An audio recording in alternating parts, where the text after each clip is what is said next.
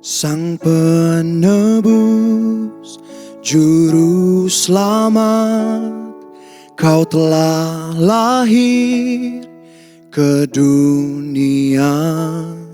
Surga bumi menyembahmu, menantikan kedatanganmu. Kemuliaan Kristus Sang Raja, layakkan ku dan urapiku. Kaulah Mesias, Kaulah Mesias.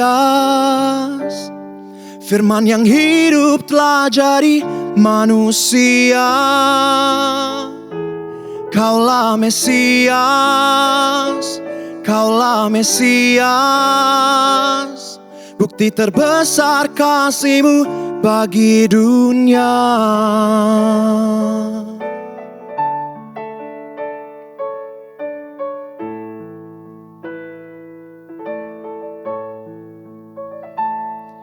Ku ditebus dan ku hidup, ku berjalan dengan kuasa-Mu. Kini aku kan nyatakan dan siapkan kedatangan-Mu. Kemuliaan Kristus Sang Raja, layakkan ku dan urapiku. Kaulah Mesias, Kaulah Mesias. Firman yang hidup telah jadi manusia.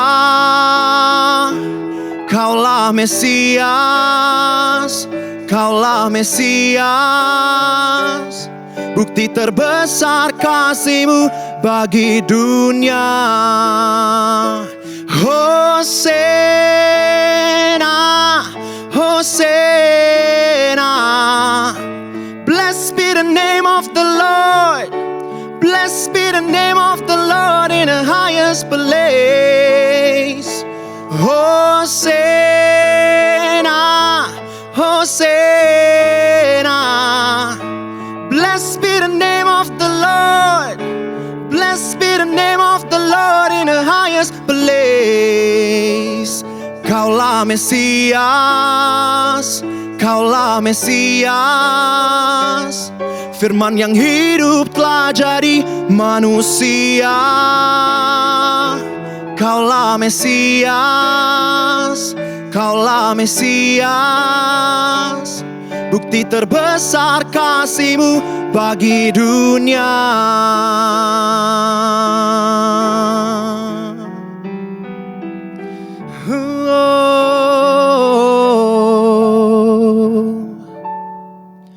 Layak dipuji, disembah, Kaulah yang bertahta dulu, sekarang, dan selamanya.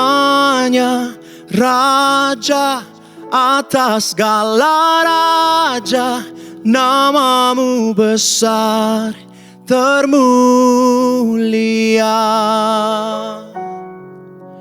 Layak dipuji, disembah, Kaulah yang bertahta dulu, sekarang, dan selamanya. Raja atas segala raja, nama-Mu besar termulia. Layak dipuji, disembah, Kaulah yang bertahta dulu, sekarang, dan selamanya. Raja atas segala raja, nama-Mu besar termulia. Nama-Mu besar termulia. Nama-Mu besar termulia.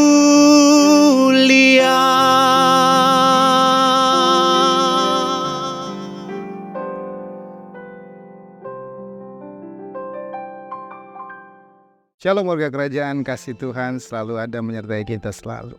Dan hari ini kita bersama-sama bersyukur karena kita memasuki hari yang baru di mana Tuhan menjanjikan berkat-berkat-Nya melalui kasih-Nya.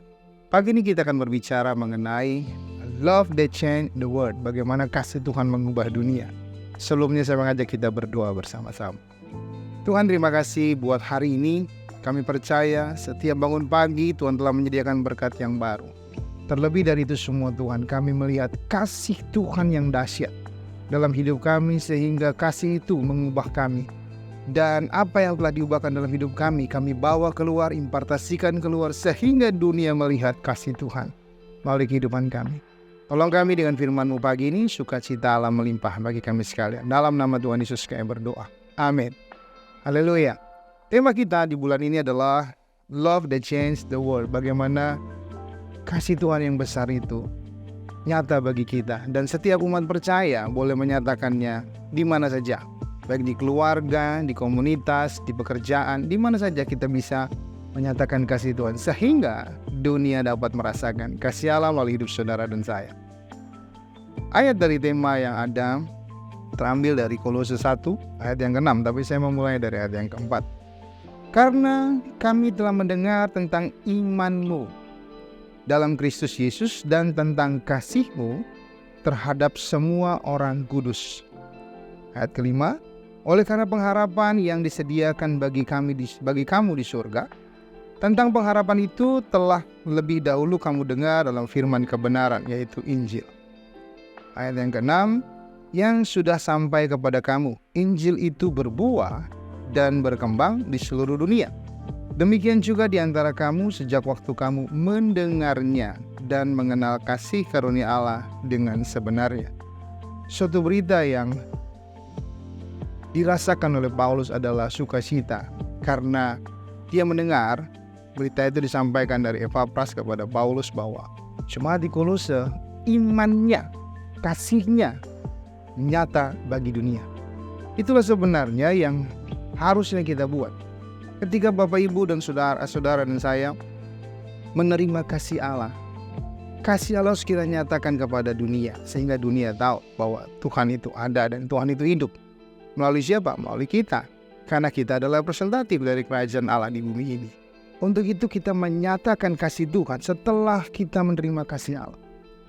Dan kita semua percaya bahwa tidak mungkin manusia mengasihi manusia tanpa kasih Tuhan. Melalui kasih Tuhanlah kita mampu mengasihi orang lain. Di saat dunia menuntut balas, di saat dunia menuntut segala sesuatunya, tapi justru Tuhan mengajarkan kepada kita melalui kasih-Nya memberi. Sekalipun kita dihina, tetap memberi dan memberkati. Sekalipun kita difitnah, tetap memberi dan memberkati, bahkan mendoakannya. Dan ada firman juga berkata lebih baik memberi daripada menerima. Artinya sesuatu yang besar Tuhan telah kerjakan dalam hidup manusia. Bagaimana kasih Allah mengubahkan hidup saudara dan saya sehingga kita yang tadinya hidup berdasarkan ego kita, berdasarkan kepentingan diri sendiri berubah ketika kasih Tuhan turun. Kita bisa mengampuni orang lain, bahkan ketika anak dan orang tua mengalami percecokan, waktu kasih Allah turun mereka berdamai. Suami istri yang berkelahi, yang berantem, yang gak pernah ada damainya, kasih Tuhan hadir bagi mereka dan mereka pulih. Orang tua dengan anak, itulah kasih Tuhan. Pemulihan besar terjadi sehingga kasih Allah mengubahkan dunia, itu nyata. Sudah banyak kesaksian yang terjadi bagaimana perceraian yang sudah lama tidak pernah kembali, tapi waktu mereka dilawat kasih Tuhan, mereka bisa kembali. Anak-anak yang memberontak terhadap orang tuanya, ketika lawatan Allah itu terjadi, kasih Allah diterima, maka kembali kepada keluarganya. Untuk itulah saudara, kita harus belajar. Kalau kita telah menerima kasih Allah, biarkan hidup saudara itu mengimpartasikan kasih itu dalam segala kehidupan saudara. Dimulai dari perkataan kita, tindakan kita, perbuatan kita. Karena kita sadar dulu kita berbeda sebelum menerima kasih Allah. Hidup kita mungkin dipandang orang jahat, mulut kita kotor, hati kita kotor, pikiran kita kotor, semuanya menjadi tidak baik. Tapi waktu kasih Allah hadir dalam hidup saudara dan saya, di situ letak bagaimana perubahan terjadi. Dunia melihat terang. Waktu Yesus tersalib, dia turun ke dunia mati, dan pada hari yang ketiga bangkit. Terang Tuhan nyata. Bahkan ketika kisah para rasul itu dituliskan, bagaimana umat Tuhan dilawat oleh Roh Allah, di situlah letak bagaimana cahaya kemuliaan kerajaan itu nyata di antara anak-anak Tuhan. Dan hari ini saudara, di tengah keadaan yang ada dan nyata di dunia ini, mari biarkan kasih itu muncul dari hidup saudara dan saya, dinyatakan. Ada banyak orang berkata, kami gak bisa Pak, kami gak mungkin, sudah sakit. Percayalah saudara, ketika saudara sujud di kaki Tuhan, minta kasih Tuhan dengan sungguh-sungguh, hati yang keras diubahkan, hati yang pahit itu diubahkan menjadi hati yang penuh damai dan penuh sukacita, sehingga kita menjadi representatif Allah di bumi ini. Kerajaan Allah nyata di bumi ini melalui hidup saudara dan saya, dan itu yang Tuhan mau. Jadi sesulit apapun keadaan kita belajar. Mungkin saya tidak mengalami persoalan seperti saudara, lebih berat. Mungkin kalau saya ada di posisi saudara juga susah dan mungkin tidak bisa. Tapi percaya saudara, dan saya juga percaya dengan sungguh-sungguh, waktu kasih Tuhan hadir dalam hidup kita, apapun masalah kita bersama dengan Tuhan, kita mampu keluar sebagai pemenang.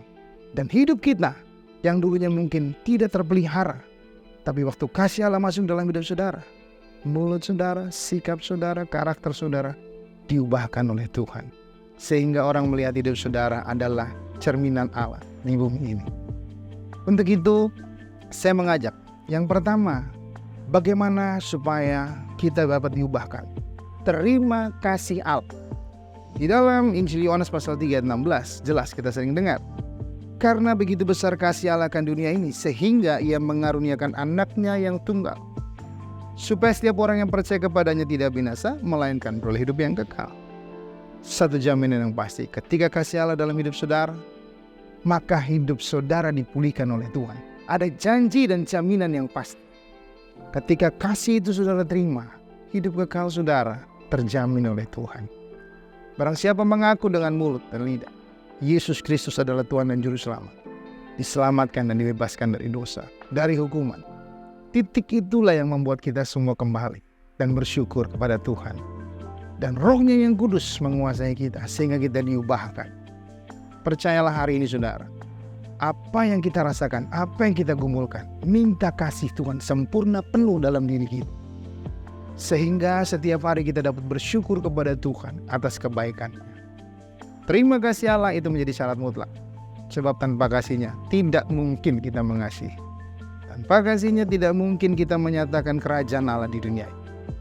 Yang kedua, dalam Kolose pasal 1 ayat 23, sebab itu kamu harus bertekun dalam iman, tetap teguh dan tidak tergoncang, dan jangan mau digeser dari pengharapan Injil yang telah kamu dengar dan telah dikabarkan di seluruh dunia, di seluruh alam di bawah langit, dan yang aku ini Paulus telah menjadi pelayannya.